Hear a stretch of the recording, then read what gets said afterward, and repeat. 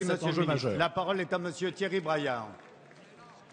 Notre groupe s'associe aussi à l'hommage rendu à Pierre Mauroy, homme d'État que nous avons accompagné dans ses combats politiques. Ma question s'adresse au ministre du Travail et de l'Emploi. Monsieur le ministre, hier, je vous accompagnais sur le terrain à Lyon, dans le quartier de Perrache, où nous avons rencontré une association dispensant une formation pour les salariés et les demandeurs d'emploi afin d'améliorer leur maîtrise du français.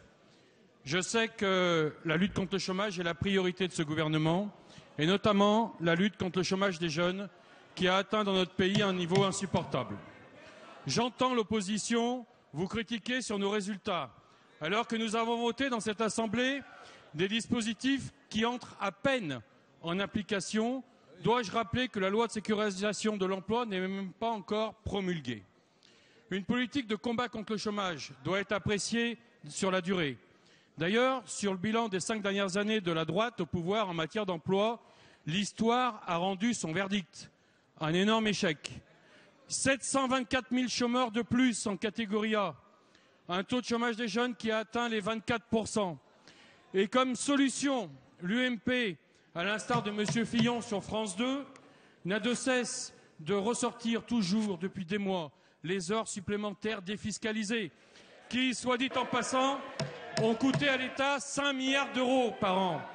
D'ailleurs, mes chers collègues de l'opposition, ne croyez-vous pas que plutôt de réfléchir à donner du travail en plus à ceux qui en ont déjà, il ne faut pas mieux s'occuper de donner du travail ou de trouver du travail à ceux qui n'en ont pas?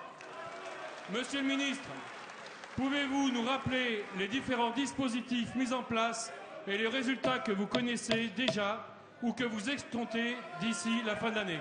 Je vous remercie. Merci. La parole est à Monsieur le ministre Michel Sapin. Merci, Monsieur le Président.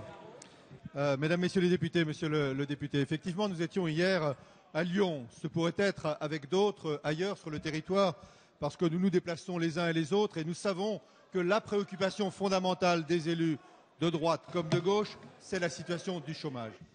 Comment agissons-nous? D'abord, en favorisant la croissance économique, parce que c'est par la croissance économique retrouvée que, bien entendu, pourront se créer un certain nombre d'emplois.